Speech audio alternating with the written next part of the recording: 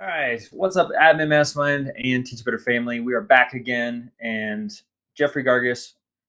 It was an awesome group, just talking through a lot of different topics. But I guess if we're looking for a theme, I think it's mostly about feedback, especially when maybe some of the behaviors are not to expectation. And I know hmm we got a very specific situation that was brought to the group, which I'd love to dive into. But also, I just feel like, both the morning and the afternoon session kind of had that as the overarching theme, like we did last week. Not intended, but maybe Yeah. it's just the time of year. Maybe it's just where everyone's kind of feeling it right now. Because for most folks, they've been in session for a couple weeks, either with just their staff or with both staff and students. So do you mind sharing out kind of what the group was talking about in the AM session? Yeah, I think so it was it definitely was feedback all around, but some of our conversation in the PM session was a little more around the feedback that like we as leaders may have to give to someone when we're given a lot of chances, a lot of rope, like a lot of leash or whatever you want to call it there, and a lot of grace for them to do things, and they're still not happening. On the morning, we talked a little bit more around feedback, but how to like creating the environment, the culture, the community, however you want to look at that in our building and or district to make it so that the folks that we are leading know that they can provide feedback to us. Like how do we create that so that teachers are willing to come up to you as a principal or an assistant principal or a coach or a curriculum director or whatever you might be and bring feedback to you and share ideas and share maybe criticisms for something, how it is, how how something is happening or whatever it might be, critiquing systems, critiquing the way you address something, et cetera, et cetera. And I really think in that morning session, the ideas really like all kind of circled around the idea of like we need to model what we want to see from them, um, in both ways, right? We need to model in the way that we want to approach providing feedback, and then also really important, model the way that we want to receive feedback and actually receive the feedback, take it in, consider it, and ideally put into action the ideas that are positive, obviously that are good, and try things so that the folks that you're leading, that your staff knows, hey, listen, when you come to me with a problem or an idea, whatever, we're going to try to figure out a solution. And we're going to implement that, and we're going to do what to whatever extent we can, and it makes sense, obviously, and stuff like that, logistically. And I think that was the real focus of the morning was how like you got to model that vulnerability, you got to model that willingness to be challenged, to be criticized, to be and to say, oh, like kind of admit and go, hey, you know what? I liked how we were doing it, but your idea I think makes it better. Just because it's not my idea does not mean it's not good. Like let's do that.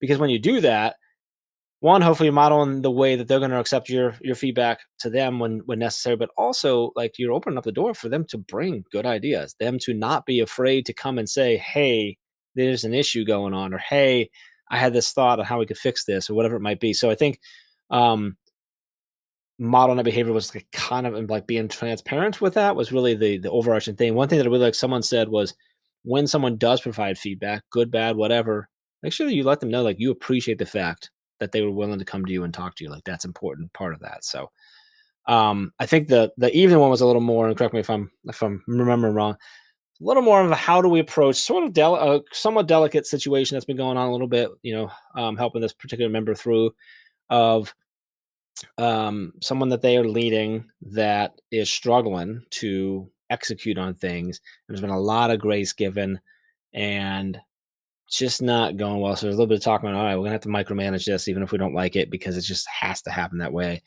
And I don't know, Josh. I think that still goes to the same thing though. Like you got to model that still. You got to continue to model that. You got to be open and transparent. Yep. Um, but that comes, you just got to figure out like how do we. There's a point where it's like, okay, I'm trying to give them grace. I'm trying to give them an opportunity to grow. I don't want to be the one who goes in there and scoops up and takes over everything because that's trouble. But at some point, sometimes stuff has to get done, and if it's not getting done, like you have to figure out how to use yourself and the rest of the team to either take over task or double check, triple check, whatever it might be. So, um, what did you pull away as someone who obviously has been in this role and done these things and had these Yeah. conversations?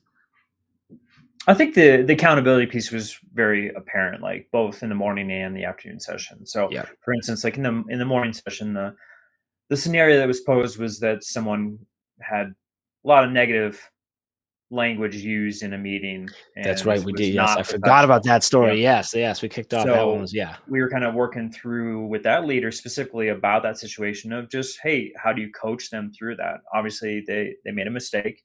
It's not how we conduct business in this setting, and obviously, it's a culture killer if you turn a blind eye and you don't have Hmm. accountability there. So the person Yeah. thankfully was a mentor to this staff member, and I think because of that relationship, probably, I mean, that's a huge piece of the puzzle here is that you have a good relationship already established. I think if that's not there, it's a lot harder to have that conversation. So 100%. Yeah. Totally. they already started at a good spot being a mentor, but just and I kind of shared my 2 cents about like it's no different than working with a child in the sense of the restorative piece, like what happened, trying to understand where were the emotions, what was kind of the escalation point, and then making sure that person takes ownership of their actions. Because once that is established, then we can move forward in creating a plan as to how to rectify the negative behavior and having ownership in that with them. But then also there's got to be a teach piece, right? When this happens in the Hmm. future, whatever that trigger point was to get you that escalated, like what are you going to do to make sure that you're not repeating that behavior Yeah. in the future? And so, just kind of outlining that for the specific leader. And I just I think it's important that we don't just put our head in the sand.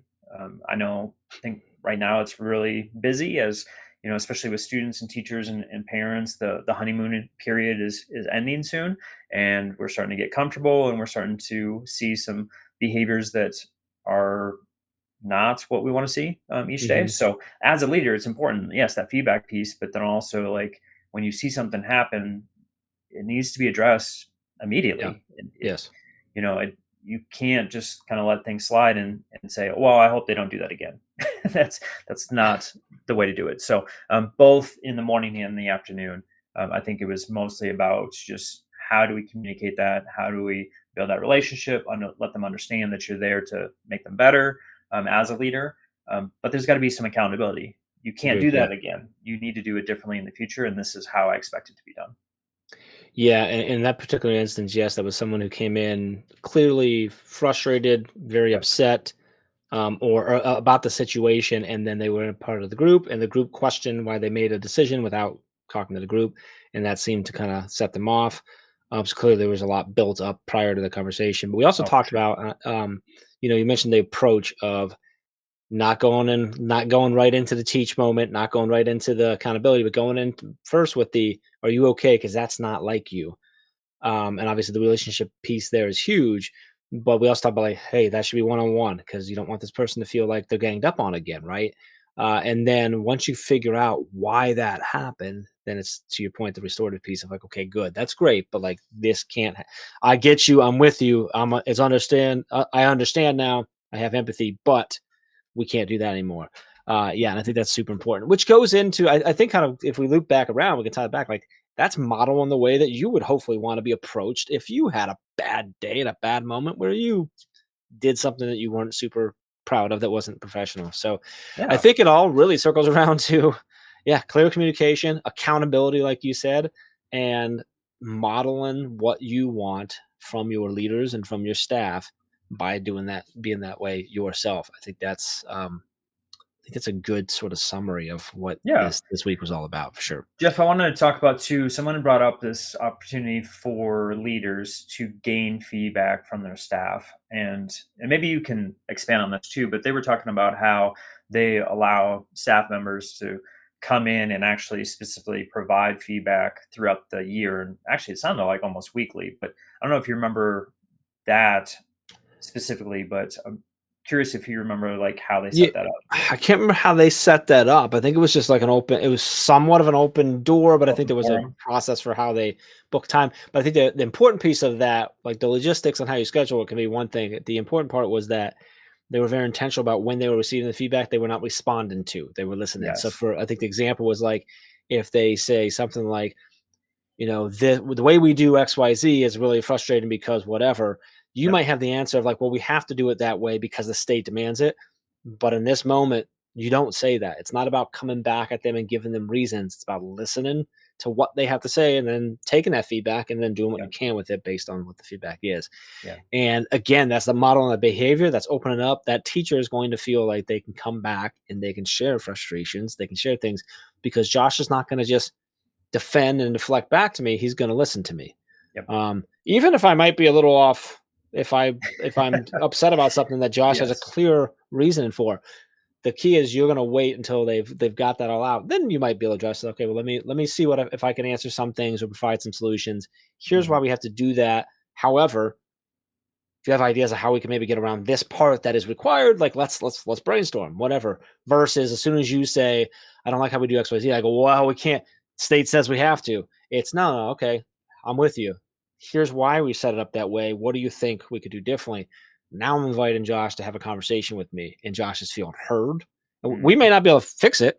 It may still suck, right? Because if there's certain things that you have to do a certain way because some it's out of your hands. But having that conversation, I think, one, just the culture that you're going to have amongst your staff, but also you're probably going to get a whole bunch of good ideas from people because they're willing to come and they know that you're at least going to listen. So yeah, that was a really good one too. I don't remember the logistics of how they said. Oh, they have they had like a rotating schedule or something. I believe it was a sign up of some sort. Yeah, it was like a sign up piece. I think it was. I don't remember how they did it logistically, but it was really basically just sign up where they were able to sign up, and it was very specific, basically like a feedback session where teacher knows I'm sitting and I'm listening. You're coming in. You don't have to come in hot and heavy because I'm not going to argue with you.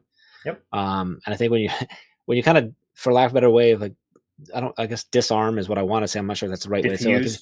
Diffuse someone because we're so used to having to fight for things and to advocate like with authority for ourselves and to argue that we typically get ourselves ready to do that, especially if we're really passionate about something. So if we can diffuse that right away, and Josh knows he doesn't need to come at Jeff that way. He doesn't need to come ready to fight because I'm going to listen. Man, those conversations go a whole lot better. So, typically when I'm coming to Jeff, I am coming to fight. That's true. We fight most of the time. It's I'm joking, of course. He's not. It's a very dangerous job I have with Josh. Luckily, we're many, many states away. No. So I think the key here, the takeaway is communication, obviously, which is not, but modeling that behavior, listening to the feedback, taking action when you can, as soon as you can, so that they see that it's actually being heard. And if you can't take action, providing some reasons why, and seeing if there's other ways to get around it, I think is really, really key there. So, yeah, that's awesome, man. All right, y'all. So I think we covered everything. I think we did. I think we're good. Yeah, join us Tuesdays, 2 sessions, one at 9 a.m. Eastern time and 7 p.m. Eastern time. So we got the morning and evening, or I like to say afternoon session for my time zone. Practically really morning session and the afternoon session. And you can sign up for those who have found us on YouTube for the first time, or maybe on Facebook. teachbetter.com/mastermind is the link. It's a free sign up, and of course that'll get you the link each week, but it'll also get you to the Facebook group where of course we're providing support throughout the week, not just on Tuesdays. It's great for us to have these conversations, these collaboration sessions, but at the same time, we want to make sure that you're getting support and feedback throughout the week. And so we are definitely here for you in that space. So again, that's a free sign up at teachbetter.com/mastermind. That'll get you the Facebook group and the link to our sessions. And with that, I don't know, Jeff, is there anything else we need to share out? We'll see you next week or see you in the Facebook group. Awesome.